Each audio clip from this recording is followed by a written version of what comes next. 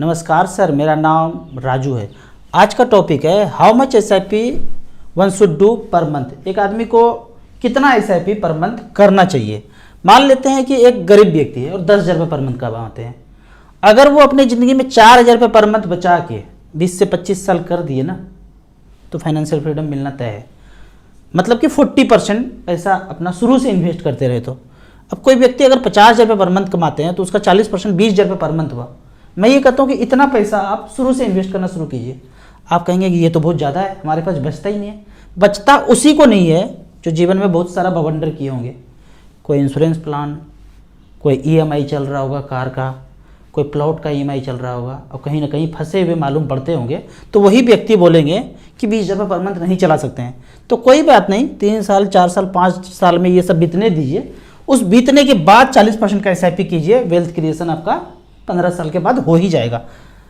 ऐसे व्यक्ति बीच बीच में फ़ोन करते हैं जो एसआईपी कम करते हैं। कर तो सकते थे 20,000 का, 25,000 का, पर किए हैं 5,000 का। बीच बीच में फ़ोन करते रहेंगे 4-5 महीने के बाद। लमसम 1 लाख रुपया है, कहाँ इन्वेस्ट कर दूँ?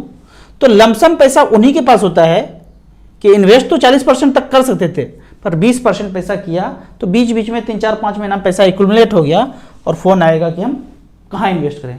तो मैक्सिमम कैपेसिटी का एसआईपी करना चाहिए। अब मान लेते हैं कि 10 साल के बाद आप अपना पोर्टफोलियो देखते हैं, 2-2 हज़ार का एसआईपी किया था और 14-15% का रिटर्न दिखा रहा है, तो आपके मन से यही आएगा कि काश किया होता। और सब इन्वेस्टर यही बोलते हैं, अरे कहीं ज़्यादा किया होता। हमने ये रिग्रेट कभी नहीं किया, हम कभी किए ही नहीं ये रिग्रेट। जो पैसा आता था मैक्सिमम आता था, इन्वेस्ट करते गए।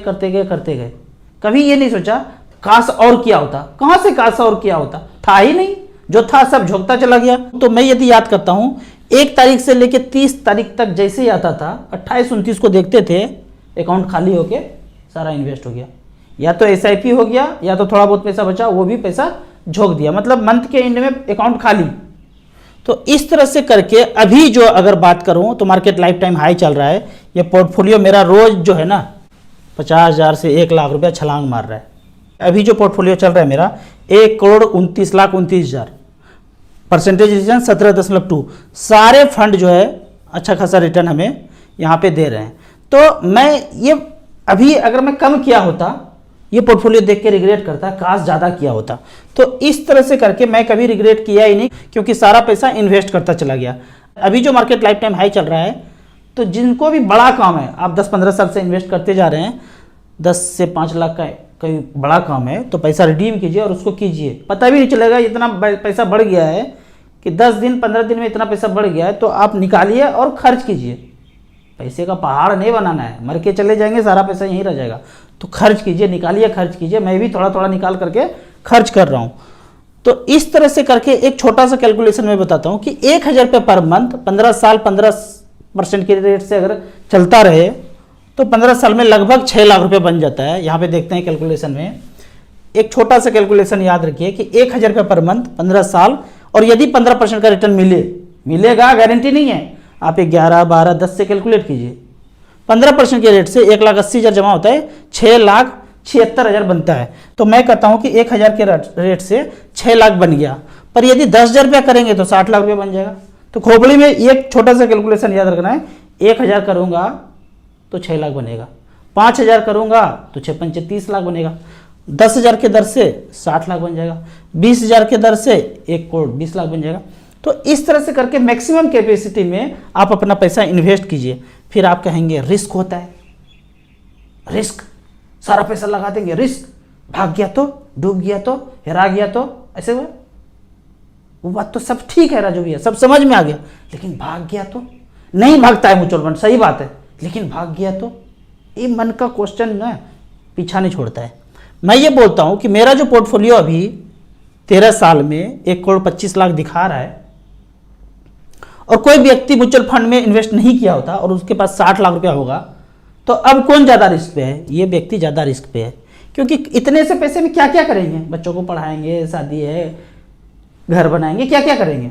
हम सब कुछ करने के बाद भी थोड़े से पैसे बच जाएंगे, तो हम कम रिस्क पे हैं और ये व्यक्ति ज़्यादा रिस्क पे है। जो बात रिस्क का कहते हैं ना, वो 10 साल 15 साल 20 साल में सारा रिस्क मिनिमाइज हो जाता है। अब जो मेरा ये पोर्टफोलियो यहाँ पे दिख रहा है, अब कोई मुझे बोले कि रिस्क है रिस्क है रिस्क है, तो कौन सा रिस्क मुझे दिख रहा है यहाँ पे? कोई तो रिस्क नहीं दिख रहा है, क्योंकि लंबे समय में रिस्क मिनिमाइज हो गया। ऐसा दौर था कि मेरा पैसा निगेटिव था, जब शुरू में 3-3 हज़ार का SIP किया था, 1,15,000 जमा किया था, 95,000 दिख रहा था, 15,000 रुपये कमी था मूलधन से शुरू के 3 साल में।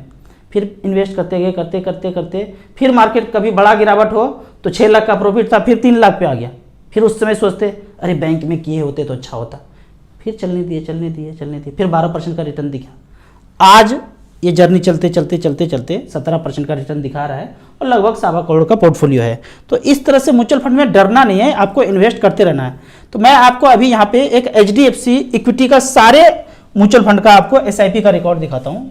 HDFC सेलेक्ट किया और वहाँ पे इक्विटी, जितने इक्विटी है HDFC के उसमें SIP किया किसी ने, पिछले 10 साल का रिकॉर्ड है, 10,000 रुपये पर मंथ के रेट से।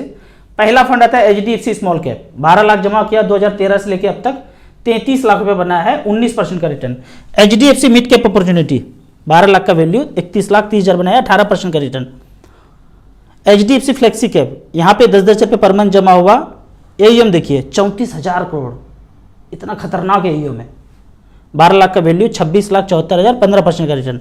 HDFC फोकस 30, इसने 14% का रिटर्न दिया, इसने 14% का रिटर्न दिया HDFC लार्ज कैप में। यहाँ पे HDFC टॉप 100 का बात करें तो 12 लाख का वैल्यू बनाया है, 23 लाख रुपया, 13% का रिटर्न डिलीवर किया है। तो AUM जिसमें सबसे ज़्यादा है 5,000 करोड़ से ऊपर, उसमें आप इन्वेस्ट करते रहिए करते रहिए। मेरा मानना है कि बैंक से डबल रिटर्न दे देगा, अगर नहीं देगा तो किसी को कुछ कर नहीं सकते हैं, और टाइम देना है। 1 साल ऐसा लगा कि मार्केट गिर गया, 30-40% का निगेटिव रिटर्न है, थोड़ा सा और टाइम देना है। एक बात जान लीजिए, आपको मच फंड में वही पैसा लगाना है जो ऊपर नीचे हो जाए तो आपको फर्क न पड़े, आपके जीवन यापन पे फर्क न पड़े। ऐसा नहीं कि निहायत ही जरूरी पैसा लगा दिया, अब छटपटा रहे हैं कि मार्केट गिर गया, ऐसा नहीं करना है। आप ये सोच के रखिए कि 20 साल 25 साल ये पैसा नहीं निकलेगा, हम ये पैसा डाले हैं तो पैसा निकाल नहीं सकते हैं। कोई ज़मीन प्लॉट फ्लैट खरीदते हैं तो सोचते हैं कि पैसा निकालेंगे, वैसा ही पैसा यहाँ पे झोंकना है कि हमको वापस नहीं चाहिए। फिर आप मज़ा देखिए म्यूचुअल फंड का। आपको इसी तरह म्यूचुअल फंड के बारे में और कुछ जानना है, इन्वेस्टमेंट के बारे में जानना है, तो इस नंबर पे मुझे व्हाट्सअप कर सकते हैं। आपको म्यूचुअल फंड में शुरुआत करना है तो दिए हुए एसेट प्लस के ऐप से आप शुरुआत कर सकते हैं। मिनिमम 100 रुपया और मैक्सिमम का कोई लिमिट नहीं है। ऐप का लाइफ टाइम कोई चार्ज नहीं है। वीडियो अच्छा लगे तो व्हाट्सअप यूनिवर्सिटी में दोस्तों के बीच जरूर शेयर करें। यूट्यूब पे देख रहे हैं तो लाइक एंड शेयर जरूर करें। Thank you so much.